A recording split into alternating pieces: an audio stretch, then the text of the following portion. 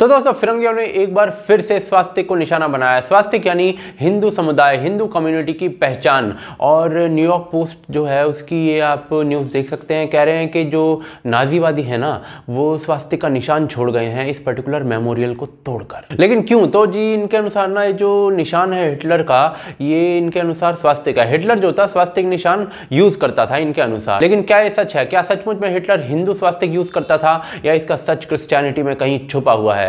जानेंगे इस वीडियो में। बने रहिए हमारे साथ, देखते रहिए आज की ताज़ा खबर।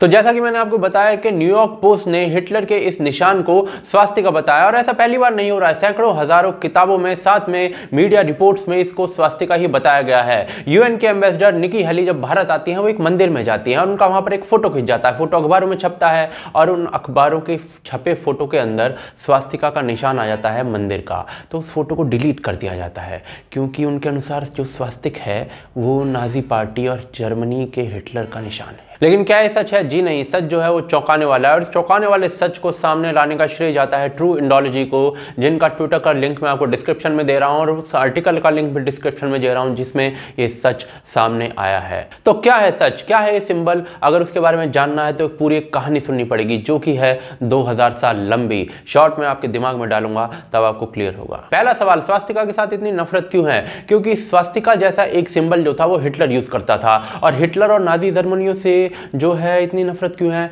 क्योंकि वो लोग जो थे वो यहूदी संहारक थे, एंटी ज्यू थे। और वो लोग एंटी ज्यू क्यों थे?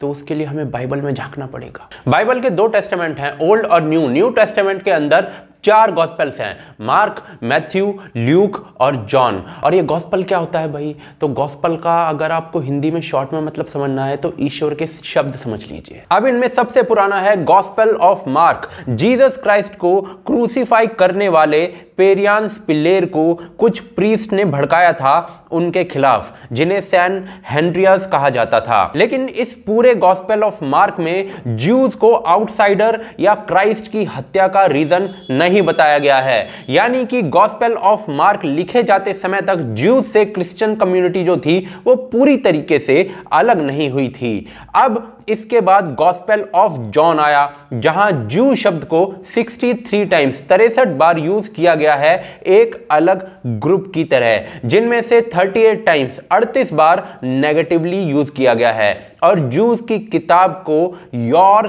तोरा कहकर संबोधित किया गया है। यानी कि गॉस्पेल ऑफ जॉन के आते आते क्रिश्चियंस और ज्यूज सेपरेट कम्युनिटी बन चुके थे, एटलीस्ट उस एरिया में जहां ये वाला गॉस्पेल लिखा गया था। इसी गॉस्पेल में आगे ज्यूज को चिल्ड्रन ऑफ डेविल और इसके बाद ईश्वर का हत्यारण यानी कि गॉड्स मर्डरर, इस तरीके के शब्दों का यूज करते हुए ज्यूज को जिम्मेदार ठहराया गया है। और उसके बाद गॉस्पेल ऑफ मैथ्यू के अंदर ज्यूज को कहता हुआ बताया गया है his blood be upon us, यानी कि जीसस क्राइस्ट की जो हत्या है उसके जिम्मेदार हम ज्यूज हैं, ऐसा कहता हुआ ज्यूज को बताया गया। और यहां से शुरुआत हो जाती है एंटीसेमेटिक्स की, यानी कि ज्यूज के विरोध। क्योंकि ये सारी चीजें तो लिख दी गई थी, लेकिन इस लिखे हुए को यूज करते हुए आने वाली सेंचुरीज में ज्यूज के लिए भयानक परिणाम इंतजार कर रहे थे। 4th सेंचुरी में नाइसा का बिशप ज्यूज को ईश्वर का हत्यारा और शैतान की संज्ञा दे देता है।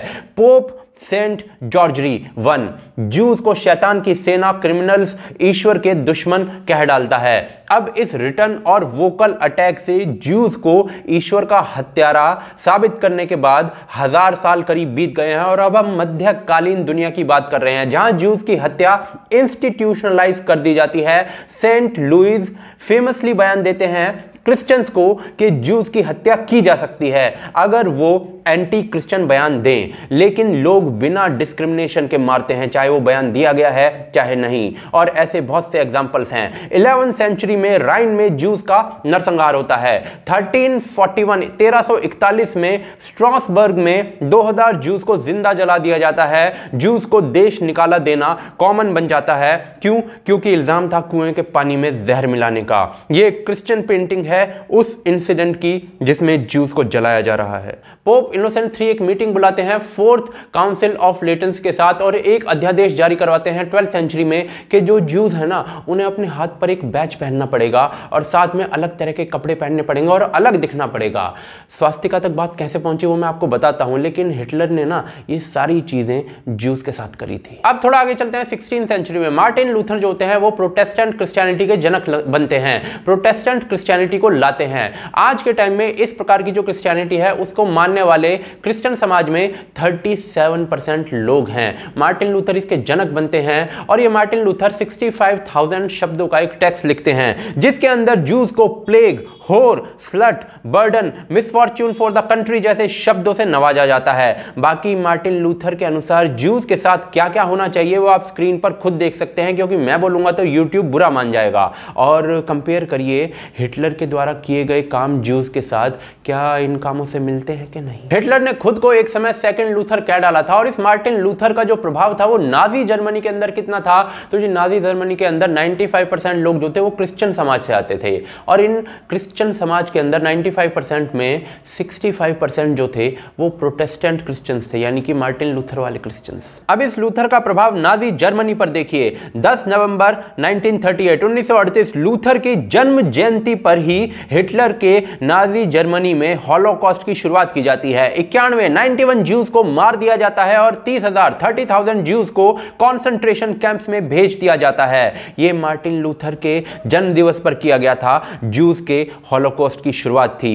एरिक कॉच नाजी पार्टी लीडर इस पर कहता है कि नाजी सिपाही मार्टिन लूथर की तरह लड़े और यह उन सैकड़ों रेफरेंसेस में से है जो प्रोफेसर रिचर्ड स्टेगमैन के वर्क से लिया गया है। यानी कि बेसिकली जो मार्टिन लूथर कह के गया था ना वो हिटलर ने इंप्लीमेंट करके दिखा दिया, पर इसकी जो शुरुआत है वो गॉस्पेल ऑफ जॉन से ही किसी ना किसी रूप में हो जाती है। लेकिन अब हम मेन सवाल पर आते हैं कि जो स्वास्तिका का सिंबल है क्या हिटलर ने उसे यूज किया और क्या हिटलर ने कभी खुद कहा कि मैं स्वास्तिका यूज कर रहा हूं? जी नहीं, हिटलर इसे हेकन क्रूज कहता था, यानी अंग्रेजी में हुक्ड क्रॉस। ये एक पवित्र सिंबल है क्रिश्चियंस की शुरुआत से ही, क्रिश्चियनिटी की शुरुआत से ही। पुराने चर्चेज में ये सिंबल मिलना कॉमन है। स्क्रीन पर आप लैम्बेक आबे क्रिश्चियंस मोनेस्ट्री का चित्र देख सकते हैं। हिटलर ने ये जो सिंबल था छोटी उम्र में चर्च में देखा था और बाद में इसे नाजी जर्मनी के निशान में बदल दिया था। नाजी जर्मनी में स्कूली बच्चों को क्रॉस और हुक्ड क्रॉस का रिलेशन बताया जाता था।